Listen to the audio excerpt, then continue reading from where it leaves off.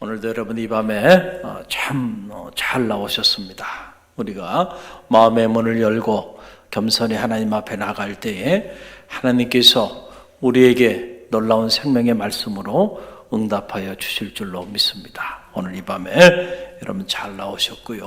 오늘 시편 말씀을 묵상하면서 우리가 함께 붙잡을 영적인 주제는 기다림의 지혜입니다. 한번 따라해보세요. 기다림의 지혜. 기다림의 지혜라고 하는 영적 주제를 가지고 시편의 말씀을 잠시 묵상하고 이 말씀 붙잡고 기도하는 그러한 기적의 밤이 되기를 바랍니다. 우리는 살면서 크고 작은 일에 기다릴 줄 아는 그런 지혜가 필요해요. 정말로 지혜로운 사람이 누굴까? IQ가 높은 사람이 지혜로운 사람일까? 많이 배운 사람이 지혜로운 사람일까? 높은 지위를 가진 사람이 지혜로운 사람일까? 물론 그런 것들도 일정 부분 지혜가 필요하죠. 그런데 믿음의 길을 걸어가면서 또 인생을 살면서 늘 깨닫는 것 중에 하나가 정말로 지혜로운 사람은 기다릴 줄 아는 사람이 지혜로운 사람이구나, 이런 생각을 갖게 됩니다. 여러분들도 아마 몇 차례 경험해 보셨겠지만 음식점에 가서 자꾸 왜 음식이 빨리 안 나오냐고 막 이렇게 그 조급해하면서 소리 지르는 분들, 여러분도 사시면서 경험해 보셨죠? 저도 음식점에 이렇게 식사하러 가서 몇 차례 그런 분들을 이렇게 봤어요. 그러니까 음식을 시켜놓고 그 음식이 나올 때까지 그 시간을 기다리지 못해.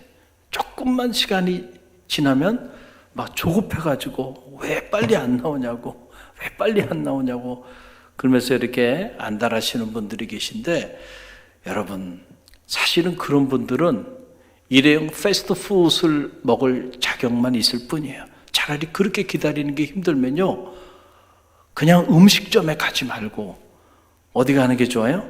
패스트푸드 파는 데 있잖아요.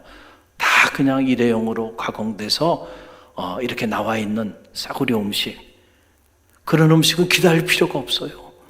그냥 여러분들이 저기 이런 편의점이나 이런 데 가면 그냥 다 준비되어 있어요. 그냥 구입하셔가지고 그 자리에서도 먹을 수 있는 그런 음식점이고, 또 여러분들의 햄버거나 이렇게 그냥 드라이브 스루 하면서 이미 다 준비된 그런 음식들을 바로 그 자리에서 주문하고 그 자리에서 바로 받아서 그 자리에서 드실 수 있어요. 어떻게 보면 그런 음식들은 우리 건강에 그렇게 썩 좋은 음식은 아니에요.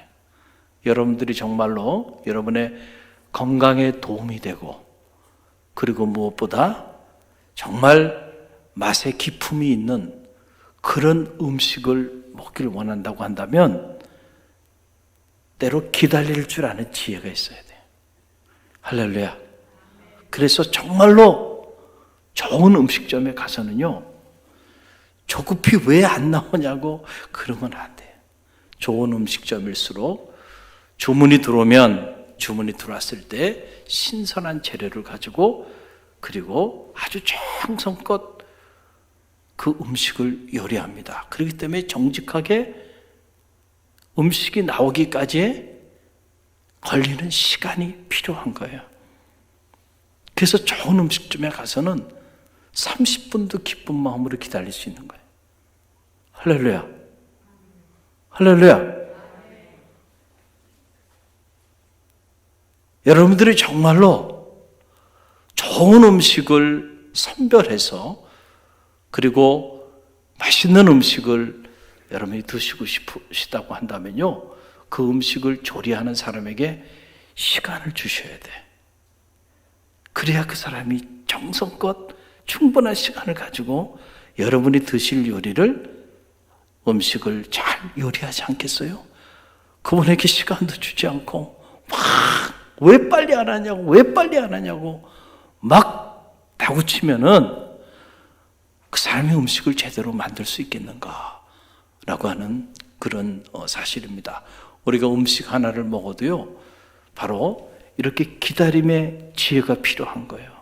그런 품격이 있는 사람들은 그런 품격이 있는 음식을 먹을 자격이 있는 거죠. 저는 신앙생활도 이와 똑같다고 생각이 듭니다. 저는 바라기는 우리 갈릴리교회 성도들은 품격 있는 신앙인이 되시기를 간절히 바랍니다. 그러기 위해서는요, 때로 하나님이 여러분을 통하여 행하시는 그 모든 일들에 대하여 너무 조급해하지 말고요, 하나님을 신뢰하고요, 기다릴 줄도 아는 그런 지혜가, 그런 영성이 여러분 가운데 있기를 주님의 이름으로 간절히 축원드립니다. 누가 기도의 응답을 체험합니까? 하나님의 때를 믿음으로 기다릴 줄 아는 사람이 기도의 응답을 체험하는 능력 있는 그리스도인의 삶을 살게 된다라고 하는 사실을 여러분 꼭 기억하시길 바랍니다.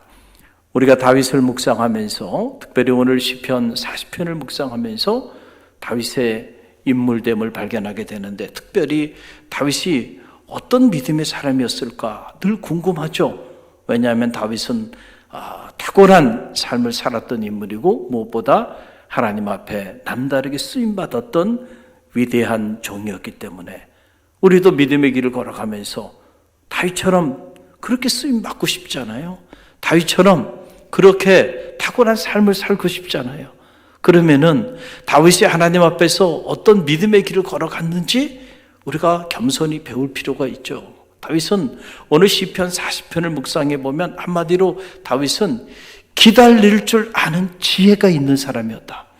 할렐루야. 어떤 사람이라고요? 기다릴 줄 아는 그런 지혜가 있는 사람이 다윗이었다라고 하는 사실이에요. 여러분 오늘 1절 말씀을 보세요. 우리는 그 사실을 이 1절 말씀에서 발견하게 됩니다. 우리 함께 읽어봅니다. 내가 여호와를 기다렸더니 귀를 기울이사 나의 부르짖음을 들으셨도다. 아멘. 내가 여호와를 어떻게 했다고요? 기다리고 또 기다렸더니 여호와께서 나의 부르짖음을 어떻게 했다는 거예요? Listen, 들어주셨다. 여호와께서 나의 기도, 나의 부르짖는 기도에 응답하여 주신 이 놀라운 사건은 바로 다윗이 하나님을 기다리고 또 기다렸을 때 주어진 사건이었다는 사실을 여러분 꼭 기억하시길 바랍니다. 우리는 이 앞에 부분을 가로치고 그냥 빨리 내 부르짖음에 하나님이 응답하여 주시기만을 열망하는 그런 경우들이 참 많이 있어요. 특별히 한국 사람들은 기다리는 거 이거 참 못하잖아요. 너무너무 조급해가지고 조금만 늦어지거나 조금만 속도가 나지 않으면 견디질 못하는 그런 모습을 보게 되는데, 성경에도 이 기다리지 못해서 하나님 앞에 안타까운 그런 모습을 보였던 그런 사건들을 우리는 많이 보고 있죠. 이스라엘 백성들이 모세가 시내산에 올라가서 하나님과의 영적인 만남을 갖고 이 백성을 위하여 10계명, 계명을 받고 있는데, 그 시간이 조금 백성들이 생각하기에 모세가 산에 올라갔으니 이제 곧 내려올 것이다 생각했는데, 그 시간이 좀 더뎌지니까 그들이 기다리지 못하고 결국은 금송아지를 만들어서, 저 애굽에서 섬겼던 금송아지를 만들어서, 그리고 아론을 중심으로 해가지고요, 모세를 제끼고 하나님을 제끼고, 그리고 다시 그 애굽 시절로 돌아가 버리는 이런 끔찍한 일이 일어나게 됐잖아요. 그 일이 일어나게 된 이유는 뭐 때문에 그런 거예요? 그들에게 어떤 지혜가 없어서 그런 거예요? 기다림의 지혜가 없었기 때문에 그렇게 된 거예요. 기다림의 지혜가 없었기 때문에.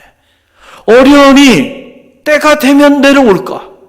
어련히 때가 되면 하나님이 주의 종 모세를 그들에게 보내주실까? 출애굽의 위대한 역사를 이루어주신 그 기적의 하나님이 어련히 때가 되면 주의 종 모세를 그들에게 보내주시지 아니하겠는가? 그런데 그걸 못 기다린다니까요. 못 기다려. 그래서 결국은 사단이 일어난 거예요. 그 기다림의 지혜가 없었기 때문에 아론을 중심으로 해가지고 쿠데타가 일어난 거예요. 영적인 반역이 일어난 겁니다. 그리고 미래로 나가야 될 그들이 과거로 다시 돌아가 버리고 과거 애굽에서 오랜 동안 섬겼던 금송아지를 만들어서 그 우상을 섬기고 거기에 고개를 숙이고 있었다네. 정말 믿기지 않는 이런 끔찍한 사건이 일어나게 됐는데 그 원인은 어디 있었는가? 다른 게 아니에요. 그들에게 어떤 지혜가 없어서 그래요? 기다림의 지혜가 없었기 때문에, 기다림의 영성이 없었기 때문에 결국 그들은 그 경건한 시간, 그 거룩한 시간, 그들의 삶의 새로운 미래, 성민으로서의 새로운 미래를 준비하는 그 거룩한 시간에 모세와 하나님을 위하여, 그들의 미래를 위하여 기도하지는 못할 망정 오히려 금송아지를 만들고 그리고 미래로 나가는 것이 아니고 다시 과거로 돌아가 버리는 이런 끔찍한 인생들로 전락돼 버리고 말았다. 기다림의 영성이 없을 때요, 오늘 우리도 그런 삶의 자리에 얼마든지 놓일 수 있다는 사실을 여러분 꼭 기억하시길 바랍니다. 다윗이 내가 여호와를 기다리고 기다렸더니, 다윗은 기다리고 기다릴 줄 아는 사람이었어요. 할렐루야. 그랬더니 여호와께서 나의 부르짖음에 결국은 응답하여 주셨다라고 하는 거예요. 여기서 기다림, 카바라고 하는 말이에요. 히브리어로. 이 말은 그냥 맹목적으로 막연하게 그냥 기다리는 것을 카바라고 말하는 것이 아니에요. 이 카바라고 하는 것은 분명한 목적을 가지고 반드시 그 일이 일어날 거라고 하는 믿음을 가지고 기다리는 그 기다림을 카바라고 말하는 거예요. 그러니까 다윗이 그냥 막연하게 하나님이 함께 해 주시겠지, 어떻게 하다 보면 하나님께서 내 삶의 문제를 해결해 주시겠지, 그저 이렇게 막연하게 기다린 것이 아니고 목적을 가지고 기다렸다. 그리고 구체적인 확신을 가지고 기다렸다. 하나님께서 반드시 응답하여 주실 것이라고 하는 그런 확신을 가지고, 그런 믿음을 가지고 기다리고 또 기다렸다라고 하는 여러분 그런 사실입니다. 여러분, 사실 우리가 믿음에 대한 이야기들을 많이 하죠. 믿음이 뭡니까? 가만히 보면요, 믿음은 기다림이에요. 우리가 하나님을 믿는 순간부터 우리는 기다리기 시작하는 거예요. 여러분이 신앙을 갖는 순간부터 여러분의 삶은 기다림의 삶이 시작된 거예요. 할렐루야. 하나님이 여러분을 통하여 새 일을 행하실 것입니다. 여러분 믿습니까? 이제 그 새 일을 기다리기 시작하는 거예요. 설레이는 마음으로 희망을 품고 하나님을 여러분이 아바아바지로 섬기는 순간부터 하나님이 우리 가정을 통하여, 우리 자녀를 통하여, 내가 섬기는 교회를 통하여 새로운 일을 행하실 거라고 하는 그 기다림이 여러분의 삶의 자리 안에서 시작된 겁니다. 그렇기 때문에 우리가 하나님을 인격적으로 만나기 전에는 우리의 미래는 늘 불안한 거예요. 미래 어떻게 될까? 내 인생의 미래는 어떻게 될까? 우리 자녀들의 미래는 어떻게 될까? 우리 가정의 미래는 어떻게 될까? 이러다가 우리 공동체의 미래는 어떻게 될까? 이 나라와 이 민족의 미래는 어떻게 될까? 온통 불안한 거예요.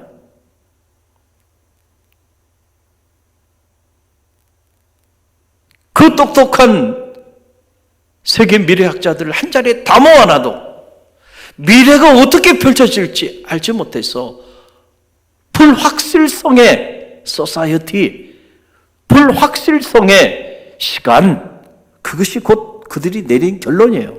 미래는 알 수가 없어요. 불확실성 속에 가득하다는 거예요. 어디로 튈지 몰라요. 미래가 어떻게 전개될지 몰라요. 어떻게 보면 그게 정직한 고백이죠. 한치 앞을 내다보지 못하니까. 그러니까 온통 우리는 불안 가운데 있을 수밖에 없는 거예요. 미래를 생각하면 불안해. 그런 가운데서는요, 가봐. 분명한 확신을 가지고 설레이는 마음으로, 믿음으로 미래를 기다리는 이 기다림의 사건은 나타나지 않는 거예요. 오늘 다윗이 기다리고 기다렸다라고 하는 이 가바의 사건은 그냥 불안한 가운데 우리 사업의 미래는 어떻게 될까? 자녀들의 미래는 어떻게 될까? 그저 불안과 걱정과 근심과 염려 가운데 채워지는 시간들이 아니고요. 그건 기다림이 아니에요. 반드시 하나님께서 지금은 이렇게 힘들고 어렵고 앞이 보이지 않고 캄캄하지만은 그러나 하나님께서 반드시 가장 선한 길로 나의 삶을, 우리 자녀의 삶을, 우리 가정을, 우리 공동체를 인도하여 주실 것이라고 하는 확신, 그 확신을 가지고 기다리는 그 기다림이 바로 어떤 기다림이에요? 가봐. 그 기다림을 가지고 다윗이 부르짖으며 기도했다는 거예요. 그 시간이 채워지고 나니까 그 시간의 끝자락에는 하나님의 놀라운 기적적인 응답의 사건이 임하게 되었다. 이 기적적인 응답의 사건을 체험하는 사람은 누구냐? 바로 인내심을 가지고 믿음을 가지고 어떤 상황 속에서도 흔들리지 않고 부르짖으며 하나님에 대한 확신을 가지고 기도하며 기다릴 줄 아는 사람, 자기의 시간을 그렇게 채워나갈 수 있는 사람, 그 시간이 채워짐에 때가 되매 하나님이 그에게는 놀랍게 응답의 역사를 행하여 주신다는 거예요. 다윗이 지금 시편 40편 1편에서요 그 사실을 고백하는 거예요. 저는 시편 40편 1편을 읽고 또 읽고 또 읽으면서 이거구나. 우리가 믿음의 길을 걸어간다고 하는 것은, 그리고 다윗처럼 하나님 앞에 존귀한 존재로 쓰임받을 수 있는 것은 바로 이것이구나. 그리고 오늘 우리가 다윗을 통해 배워야 될 영성이 뭘까? 바로 이것이구나. 오늘 우리에게 필요한 게 뭘까? 바로 이것이구나. 정말 다윗 같은 믿음을 가지고 기다리고 또 기다리며 부르짖으며 기도할 수만 있다고 한다면 오늘 이 다윗의 간증이 나의 간증이 될 수 있을 텐데, 이 다윗의 간증이 여러분의 간증이 될 줄로 믿습니다. 아멘 하신 분들 그렇게 될 줄로 믿습니다. 할렐루야. 내 믿음대로 될지어다. 하나님의 말씀은 오늘도 끊임없이 가감없이 선포되고 있는데 그것을 믿음으로 받아들이고 그 말씀을 붙잡고 그 말씀을 내 삶에 적용하며 나가는 자들에게는 오늘도 그 말씀의 역사가 나타나는 거예요. 그러나 하나님의 말씀이 아무리 선포돼도 나의 얕은 이성을 가지고 판단하면서 그 말씀을 아멘으로 받아들이지 않으면 그 말씀이 열매를 맺을 수가 없다는 거예요. 저는 바라기는 하나님의 음성을 들을 때 아멘으로 말씀을 여러분 것으로 받아들일 수 있는 그런 옥토 같은 믿음이 여러분의 믿음이 되기를 주님의 이름으로 간절히 축원드립니다.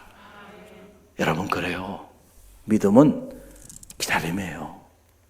믿음은 기다림이에요. 여러분 보세요. 군대 간 자녀를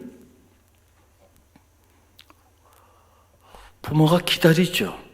왜 기다리나요? 지금 군대 갔지만 그러나 반드시 다시 건강한 모습으로 돌아올 거라고 하는 무엇이기 때문에 그래요? 믿음이 있기 때문에 그 부모는 그 자녀가 전역할 날을 손꼽아 어떻게 해요? 기다리는 거예요. 그러니까 아무나 기다릴 수 있는 건 아니에요. 가만히 보면 기다리면은 언제나 믿음이 전제되어 있다는 거예요. 오늘 다윗의 이 가바 기다림은 세상에 대한 믿음도 아니고 사람에 대한 믿음도 아니고 누구에 대한 믿음이에요? 하나님에 대한 믿음. 그래서 우리가 영적인 기다림이라고 하는 것은 반드시 하나님에 대한 믿음을 전제로 하는 거예요. 이 하나님에 대한 이 믿음이 살아있을 때 우리는 어떤 상황 속에서도 기다릴 수 있습니다. 기다리되 끝까지 기다릴 수 있어요. 흔들리지 않고. 오늘 저는 바라기 여러분이 이 기다림의 주인공이 되기를 주님의 이름으로 간절히 축원드립니다. 그럼 오늘 말씀 안으로 좀 더 들어가 봅니다.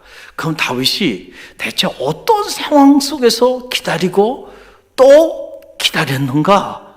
라고 하는 사실인데, 오늘 다윗이 처해 있었던 그 삶의 상황이 오늘 말씀 2절에 보게 되면 자세히 나와요. 여러분 그 내용을 함께 읽어봅니다. 자, 오늘 말씀 2절인데요. 함께 읽습니다. 나를 기가 막힐 웅덩이와 수렁에서 끌어올리시고 내 발을 반석 위에 두사 내 걸음을 견고하게 하셨도다. 자, 이것을 새 번역으로 번역을 해서 여러분에게 소개해드리면, 새 번역이 화면에 나오죠? 함께 읽어봅니다. 주님께서 나를 멸망의 구렁이에서 건져주시고 진흙탕에서 나를 건져주셨네. 내가 반석을 딛고 서게 해주시고 내 걸음을 안전하게 해주셨네. 아멘.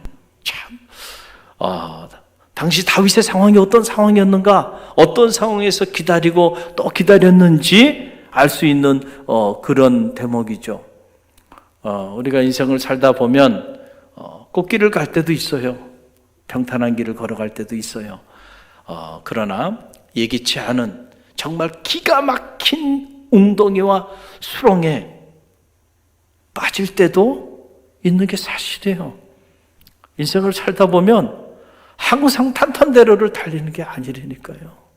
어떨 때 보면 정말 죽음의 모래사막 같은 데를 지날 때도 있고요. 성경이 고백하는 것처럼 물 가운데 지날 때도 있고 불 가운데 지날 때도 있다니까요. 그래서 그 물이 우리를 침몰시킬 것 같고 그 불이 우리를 다 불사를 것 같은 그 재난과 고난과 환난에 그 밤을 맞이하기도 한다는 거예요. 지금 다윗은 기가 막힌 웅덩이와 수렁에 빠져 있었어요. 정말 어떻게 이런 상황 속에서 생존할 수 있을까? 앞이 보이지 않았을 것이다 라고 하는 사실이죠. 여러분, 우리가 인생을 살다가 이런 상황에 봉착하게 되면 우리는 적어도 세 가지 반응을 보이는 거예요. 세 가지 반응을 보여요. 첫 번째는 이 기가 막힐 웅덩이와 수렁에서 빠져나오기 위하여 몸부림을 치는데, 첫 번째는 어떤 몸부림을 치냐면 누구의 힘으로 빠져나오려고 하냐면 자신의 힘으로 빠져나오려고 그래요. 누구의 힘으로 빠져나오려고 한다고요? 자신의 힘으로 빠져나오려고 그래요. 그래서 자기의 힘, 자기가 가지고 있는 지혜, 자기가 가지고 있는 능력, 지금까지 살아오면서 자기가 경험했던 이 경험, 이런 것들을 가지고 그 웅덩이로부터, 그 수렁으로부터 벗어나기 위해서 몸부림을 칩니다. 그런데 그러면 그럴수록 어떻게 된 일인지, 거기서 헤어나올 수 있으면 좋은데 기가 막힐 웅덩이와 그리고 이 수렁에 빠졌는데 자기 힘으로 빠져나올 것 같으면 그 웅덩이가 기가 막힐 웅덩이와 수렁이 있겠는가? 그런데 일단 빠지면 내 힘으로 어떻게 해결해 보려고요? 동분서주하면서요 몸부림을 칩니다. 그러면 그럴수록 자신의 한계를 느끼게 돼요. 그리고는 결국은 큰 낙심 가운데 빠지게 되고, 그래서 좌절하게 되고 절망하게 되는 거예요. 두 번째 경우는요, 이런 기가 막힐 웅덩이와 수렁에 빠지게 되면요, 사람들이 그 문제를 해결하기 위해서, 그 웅덩이, 그 수렁에서 빠져나오기 위해서요, 외부의 힘에 의존합니다. 누구의 힘에 의존한다고요? 외부의 힘, 외부의 힘. 이 외부의 힘이 뭐냐면은 내 힘으로는 안 될 것 같아. 그러니까 도움이 필요하잖아요. 그래서 나를 도와줄 사람, 좀 힘이 있고, 좀 돈도 많고, 좀 세상적으로 좀 권세도 있고, 이런 지인들의 도움을 받고자 하는 거예요. 친척이 됐든 가족이 됐든 아니면 평소에 알고 지냈던 지인이든 그 사람들을 통하여 내 삶의 이런 문제들을 해결하고자 그렇게 몸부림을 쳐요. 이것을 대단히 합리적 판단이라고 생각을 합니다. 그리고는 그동안에 관계했던 그 인맥을 돌리는 거예요. 세상 말로 말하면은.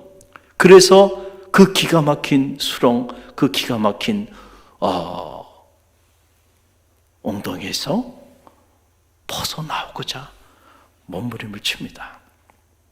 대개의 경우 이 첫 번째와 두 번째 경우에 해당이 돼요. 물론 그것 자체가 잘못된 건 아니에요. 그러나 한계가 있다는 거예요. 한계가 있다는 거예요. 자, 일정 부분 도움은 받을 수 있을 거예요. 그러나 근본적인 도움을 받기는 어려워요. 그래서 때로는 어떤 경우는 많은 경우 정말로 내가 이렇게 어려움을 처했으니까 저 사람이 내가 가서 도움을 청하면 나를 도와주겠지. 이렇게 내가 어려움에 처했을 때 저 사람이 나에게 힘이 되겠지. 그렇게 생각하고 갔는데 의외로 내 기도와는 다르게 싸늘한 반응을 경험할 때 그럴 때가 있어요, 없어요? 있어요. 제가 유학생활 하면서 우리 자녀 문제로 어려움을 많이 겪었잖아요. 특히 우리 둘째 딸아이 문제로 정말 기가 막힐 운동이 어떻게 앞이 보이지 않는 그 오랜 동안 절망의 시간 속에 있었어요. 그때 제 마음에 내가 이런 상황까지 이렇게 놓이게 되었는데 제 마음 속에 떠오르는 사람들이 있었어요. 그분들은 적어도 나에게 도움이 좀 되겠다. 사람이요, 그렇게 힘든 상황에 처해지게 되면 떠오르는 사람들이 있다니까 나를 좀 도와줄 수 있는, 적어도 다른 사람은 몰라도 그 사람들은 나를 좀 돕겠지라고 생각하면서 떠오르는 사람들이 있단 말이에요. 그런데 제 경험은 그렇게 기도했던 사람들이 정말 충격적이게도 전혀 돕지를 않았어요. 그리고 나중에 알게 된 사실인데요, 전혀 저와 저희 가족하고 개인적인 친분이 없었던 외국인들, 개인적인 친분이 없었던 많은 사람들이 정말 간절하게 중보해줬고, 그런 사람들의 도움의 손길들이 나중에서 제가 알게 된 거예요. 그분들의 도움의 손길들이 있었다고 하는 사실을. 할렐루야. 그런 걸 보면요, 여러분들이 사람을 의지하는 것도 귀한 일이에요. 그러나 사람이 궁극적인 답은 되지 않아요. 할렐루야. 할렐루야. 내가 사람에게 가서 도움을 청하는 거, 그게 아니고요, 하나님이 사람을 통해서 일하게 하셔야 돼. 할렐루야. 여러분, 여기에 차이가 있다는 사실을 꼭 기억하시기를 바랍니다. 내가 인간적으로 가가지고 내가 생각하기에 이 사람이 도움이 될 것 같아, 저 사람이 도움이 될 것 같아, 그래서 내가 동분서주 해가지고 그렇게 그 사람들이 도와줄 것 같지만 아니에요.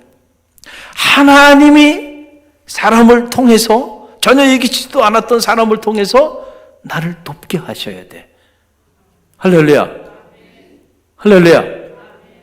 그럴 때 상처받지 않고요, 그럴 때 막혔던 것들이 풀리게 되고 그 운동에서 회복되어지는 놀라운 역사가 나타나게 되는 거예요. 그런데 우리는 그 방법을 잘 몰라요.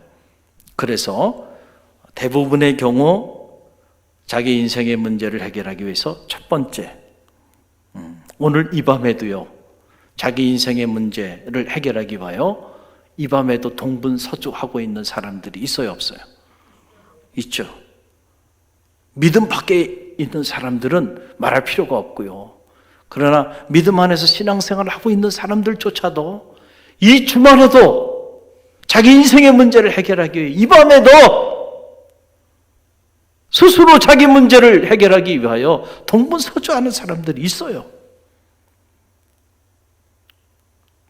자기 힘으로 안 되니까 인맥을 통해서, 그래서 주말이 됐던 주일이 됐던 사람 쫓아 사람 만나러 다니는 사람들이 있어요, 없어요? 있죠? 있어요. 왜냐하면 그 사람들을 의지하는 거야. 그 사람들하고 관계가 잘못되면 죽을 거라고 생각하는 거예요. 첫 번째, 두 번째 경우에 해당하는 거예요. 그러나 오늘 다윗이 내가 기다리고 기다렸더니 나의 부르짖음에 하나님이 응답하셨다라고 다윗이 고백했을 때 이 다윗의 그 기다림은 첫 번째 방법도 아니고요. 자기 자신을 믿고 기다린 게 아니에요. 외부의 힘을 믿고 기다린 게 아니고 누구를 믿고 기다렸다는 거예요? 하나님을 믿고 기다렸다는 거예요. 이 세 번째 방법이에요. 다윗의 방법은. 이게 참 지혜로운 방법이죠. 할렐루야. 하나님을 의지하고 하나님을 믿고 나의 도움이 어디서 올고 천지를 지으신 여호와께로 서이다. 할렐루야. 그리고 다윗이 자기를 믿지 않았어요. 자기 힘을 의지하지 않았어요. 그리고 외부의 힘도 믿고 의지하지 않았어요. 하나님을 믿고 의지하며 부르짖으며 기다리고 또 기다렸다는 거예요. 우리가 상식적으로 생각해 보면요, 믿음의 길을 걸어가면서 이건 상식이잖아요. 이건 너무나도 당연한 일이잖아요. 우리가 성도로 살면서 기가 막힐 웅덩이와 수렁에 빠졌으면 여기서 나를 건져줄 수 있는 그런 분은 오직 하나님 한 분밖에 없다고 하는 사실을 우리가 믿고 의지하고 그분에게 도움을 청하는 일은 너무나도 상식이고 너무나도 당연한 일이 아닌가요? 할렐루야. 우리는 신앙생활을 하면서 처음부터 지금까지 이 사실을 셀 수 없이 많은 하나님의 음성을 통해서 배우고 또 훈련받아 왔어요. 그렇죠. 그리고 이 방법이 가장 지혜로운 방법, 가장 현명한 선택이라고 하는 사실을 우리는 잘 알고 있어요. 그런데 안타깝게도요, 실제로 우리가 우리의 삶의 자리 속에서 기가 막힌 웅덩이와 수렁에 빠지고 나면요, 이 방법, 이 세 번째 방법을 선택하는 신앙인들은 의외로 그렇게 많지 않다라는 거예요. 여기에 우리의 안타까움이 있다는 거예요. 가장 지혜로운 방법인 것을 우리가 다 알고 있으면서도 실제로 내가 그 상황이 되면 내 힘으로 어떻게 해결하려고 몸부림치고 실제로 그 상황이 되면 내 인맥을 통해서 이 문제를 해결하려고 동분서주합니다. 그래서 그 일에 시간을 다 허비하고 에너지를 다 허비하고 물질도 거기에 다 허비하고 맙니다. 그러다가 문제가 해결이 되지 않아서 낙심하고 좌절하고 절망하고 시험에 빠져 무너져 버리는 경우들을 셀 수 없이 많이 보고 있다는 거예요. 셀 수 없이 많이 보고. 가끔 한두 사람이 그런 안타까운 상황에 봉착한다고 한다면 참 좋겠어요. 그런데 실제로는 그렇지 않아요. 실제로는 오히려 이 세 번째 방법을 선택하는 이들이 소수고 대부분의 신앙인들은 첫 번째, 두 번째 방법을 의지하고 믿고 살아가고 있다는. 그렇기 때문에 그 기가 막힐 웅덩이와 수렁에서 헤어나오지 못하고 있는 거예요. 여러분, 오늘 이 말씀 앞에 우리 자신을 점검해보는 그런 지혜가 있기를 바랍니다. 오늘 여러분은 이 밤에 참 잘 나오셨어요. 여러분의 이 밤에 여러분의 인생의 문제를 가지고 하나님 품에 나오셨잖아요. 저는 여러분의 선택이 후회 없는 선택이라고 생각합니다. 참 잘하셨어요. 하나님이 여러분의 인생에 개입하시게 될 줄로 믿습니다. 하나님이 개입하시면요, 사람이 감당할 길이 없는 거야. 하나님이 행하시는 일은요, 할 수 없는 거야. 내가 한 번도 만나보지도 않았던 사람, 내가 한 번 만나서 커피 한 잔도 마시지 않았던 사람을 통해서도 하나님은 여러분의 인생의 문제를 해결하기 위하여 그 사람을 활용하시기도 하신다는 그 믿음이 여러분 가운데 있기를 간절히 바랍니다. 그렇다고 한다면 우리가 사람을 쫓아가는 것이 더 중요한 것이 아니고 누구를 먼저 만나야 할까? 하나님께 먼저 나오는 그런 지혜가 있기를 간절히 바랍니다. 그럴 때 하나님이 여러분의 인맥을 넘어서 일하실 거예요. 여러분의 능력을 넘어서 일하게 되실 줄로 믿습니다. 여러분이 지혜가 필요하면 지혜도 줄 겁니다. 능력이 필요하면 여러분에게 능력도 주실 거예요. 내가 내 능력과 내 지혜로 하는 것이 아니고 하나님이 내게 부어주시는 능력과 지혜로 행하는 것이 옳은 것이죠. 내가 내 인맥 가지고 하겠다고 그게 아니고 하나님께서 우리에게 가장 필요한 사람을 보내주셔서 그 사람을 통해서 나를 이 수렁에서 건져주시고 이 함정에서 건져주시게 하는 것이 옳은 일이 아닐까요? 그러기 위해서는 우리가 뭐 해야 될까요? 다윗처럼 하나님을 신뢰하고 기다리고 기다릴 줄 알아야죠. 부르짖으면서 기도하면서 그 기가 막힌 수렁에 빠졌으니 어찌 부르짖으며 기도하지 않을 수 있겠어요? 살려달라고 하나님 앞에 그렇게 기도하고 또 기도하면서 기다리고 또 기다릴 때에 하나님께서 그런 자들에겐 반드시 응답하여 주신다는 거예요. 여러분 요셉을 보세요. 요셉이야말로 정말 기가 막힌 웅덩이와 수렁에 빠졌던 사람이 아닌가요? 다른 사람도 아니고 사랑하는 형들의 시기와 질투 때문에 채색옷 찢김 당하고요, 구덩이에 던져지고 저 이집트에 노예로 팔려가서 10년 동안 종살이 하고요, 정말 기가 막힌 웅덩이에 빠지고 수렁에 빠진 거 아니에요? 그것도 못다 해서 그 젊은 나이에 치안으로 몰려가지고 죄수가 돼서 감옥에서 만 3년 동안 죄수로 살아갑니다. 여러분, 이거보다 더 큰 기가 막힐 웅덩이와 수렁이 어디 있겠어요? 얼마나 기가 막힌 일입니까? 그런데 어떻게 요셉이 그 기가 막힌 웅덩이와 수렁에서 그가 빠져나올 수 있었나요? 어떻게 그 만 13년에 정말 도저히 받아들일 수 없는 그 절망의 시간들을 버틸 수가 있었나요? 이유는 하나죠. 하나님 때문에 가능한 거였어요. 할렐루야. 누구 때문에 가능했다고요? 하나님 때문에 가능한 거예요. 언젠간 하나님이 때가 되면 반드시 하나님이 나에게 보여주신 그 꿈을 이루어 주실 것이라고 하는 그 하나님에 대한 믿음을 가지고 기다리고 또 기다렸던 거예요. 할렐루야. 그럴 때에 하나님께서 하나님이 보내진 사람들을 통하여 그의 나이 30이 되었을 때 만 13년의 세월이 지난 이후에 한순간에 하나님이 인생 역전의 드라마를 펼치시는 거예요. 누가 알았겠어요? 종으로 팔려왔던 사람, 누가 알았겠어요? 죄수로 감옥에 갇혔던 그 사람이 전 이집트의 총리 대신이 될지 누가 상상이나 했겠냔 말이에요.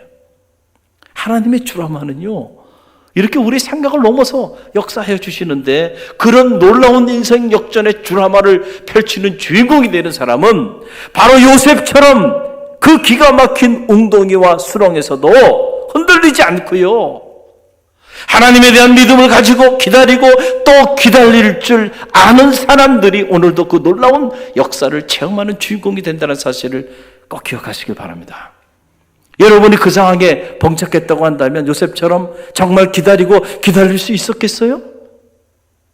우리는 그 기다림이 없기 때문에 하나님이 요셉처럼 그런 놀라운 일들을 계획하고 나가시는데도 불구하고 운동에 빠지는 순간부터 불평하고 원망하면서 스스로 하나님의 일하심의 손길을 거부하는 이런 안타까운 삶의 자리에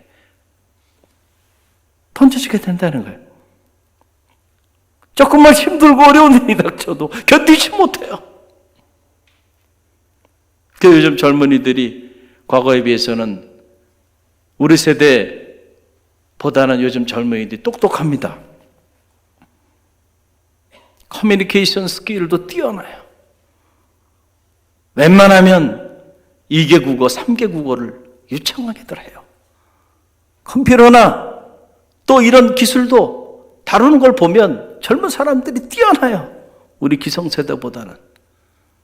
그리고 생각도 창의적이고 유연하고 보면 참 배울 게 많아요. 그런데 한 가지 결정적인 부족한 건 뭐냐면요, 기다릴 줄 모른다는 거예요. 기다릴 줄 몰라. 조금만 힘든 상황에 딱 던져놓으면요 금방 때려칩니다. 왜냐하면 힘드니까. 고난을 믿음을 가지고 그 고난의 어두운 터널을 뚫고 나갈 수 있는 그런 기다림의 영성이 없어. 그런 기다림의 지혜가 부족해. 그래서 아직 익지도 않았는데, 아니 밥을 먹으려면 밥을 해야 되잖아요. 설익은 밥을 먹어서 안 되잖아. 익을 때까지 기다려야 되는데 그 기다릴 줄 몰라. 너무 조급해. 그래서 쓰임받지 못하는 경우들이 비일비재하다는 거예요. 정말로 필요한 게 뭘까? 기다림의 지혜가 필요하다는 거예요. 할렐루야. 할렐루야. 그 하나님의 때를 기다릴 줄 아는 그러한 기다림의 영성이 그 어느 때보다도 필요한 거예요. 다른 지혜를 구할 게 아니고요, 기다림의 지혜를 구할 줄 아는 그런 지혜가 있기를 간절히 바랍니다. 사실 우리가 기가 막힌 웅덩이에 빠지고 이 수렁에 빠져서 허우적거릴 때 사실 미래를 기다리고 또 기다린다고 하는 것은, 하나님만 믿고 기다리고 또 기다린다는 것은 결코 쉽지가 않아요. 그래서 많은 사람들이 기다리지 못하는 거죠. 여러분, 그게 쉬울 것 같으면 누구나 기다리지 않겠습니까? 아마 성경에 자세히 기록이 되어 있지 않지만 요셉도 쉽지 않았을 거예요. 다윗 역시 결코 쉽지 않았을 거예요. 과연 언제까지입니까? 언제까지 기다려야 합니까? 언제까지 기도하면서 기다려야 합니까? 아마 셀 수 없이 많은 시간들 이런 질문을 하나님 앞에 올려드리지 않았겠는가? 여러분, 시편을 읽어보면 우리 영어에서 read between the lines, 행간을 읽어라 라고 하는 이디엄이 있는데, 시편을 읽어보면 다윗이 이 고난 속에서 기다릴 때 이런 질문들을 하나님 앞에 수없이 했던 것을 알 수가 있어요. 여러분, 오늘 이 시편 40편 바로 전편이 시편 39편이죠. 39편 바로 그 결론 부분 하반절 보게 되면 39편 12절인데요. 그 12절 말씀 보면 이런 내용이 나옵니다. 우리 함께 읽어봅니다. 여호와여, 나의 기도를 들으시며 나의 부르짖음에 귀를 기울이소서. 내가 눈물을 흘릴 때에 잠잠하지 마옵소서. 나는 주와 함께 있는 나그네이며 나의 모든 조상들처럼 떠도나이다. 여러분, 이거 읽어보면 다윗이 그 기다렸다는 건 기가 막힐 웅덩이와 그 수렁에 빠져 있을 때 하나님 앞에 부르짖으며 기다렸다는 그 시간이 얼마나 고통스러운 시간이었을까라고 하는 것이 가슴으로 막 느껴지지 않아요? 다윗이 여호와여, 나의 기도를 들으시며 나의 부르짖음에 제발 귀를 기울여 달라는 거예요. 얼마나 간절한 호소입니까? 내가 눈물을 흘릴 때에 잠잠하지 마옵소서. 그냥 부르짖으며 기도한 게 아니고요, 눈물을 흘리며 통곡하며 살려달라고, 제발 나의 기도에 귀를 기울여 달라고 눈물을 흘리며 그렇게 다윗이 기다리고 또 기다렸다는 거예요. 제발 잠잠하지 마시고 내 기도에 좀 귀를 기울여 달라고. 그러니까 다윗이 기다리고 기다렸던 그 시간들은요, 그렇게 편안한 시간들이 아니었어요. 정말 감당하기 어려운 고통스러운 시간들을, 그 인고의 시간들을 다윗이 이렇게 눈물을 흘리면서 하나님 앞에 애원하며 기도하면서 기다렸다는 거예요. 할렐루야. 할렐루야. 우리는 조금만 기도하다가 힘들면 금방 낙심하고 기도의 자리를 떠나고 예배의 자리를 떠나고 섬김의 자리를 떠나요. 제가 목회하면서 가장 안타까운 부분들이 그런 부분들이에요. 너무 안타깝다. 너무 안타깝다. 기다림의 영성이 여러분 가운데 있기를 간절히 바랍니다. 기다림의 지혜가 여러분 가운데 있기를 간절히 바랍니다. 여러분, 저를 비롯해서 우리 모두는 때때로 다윗이 경험한 것 같은 그런 기가 막힌 웅덩이에 빠지기도 하고 수렁에 빠져서 허우적거리는 그런 시간들을 경험하기도 해요. 오늘 이 자리에 계신 분들 중에 그런 삶의 상황에 놓여 있는 이들도 이 자리에 있어요. 용기를 내시기 바랍니다. 힘을 내시기 바랍니다. 다윗과 함께 하신 하나님, 오늘 이 밤에 여러분과 함께 하십니다.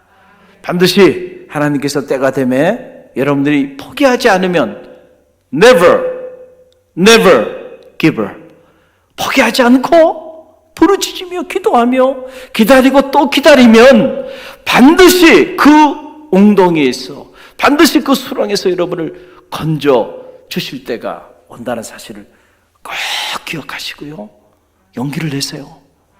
흔들리지 마시고 오늘도 기도의 자리를 떠나지 않는 성도들이 되시길 간절히 바랍니다. 그럴 때 오늘 시편 40편 1절의 이 다윗의 간증이 여러분의 삶의 간증이 될 줄로 믿습니다. 내가 여호와께 기다리고 기다렸더니 나의 부르짖음에 응답하셨도다. 여러분의 삶의 간증이 되시길 바랍니다. 할렐루야. 오늘 주신 말씀 붙잡고 오늘 우리 함께 기도하며 나아갑니다. 주님 손잡고 일어서세요. 오늘 말씀을 기억하면서 오늘 찬양하고 기도하는 그런 축복의 밤이 되기를 원합니다.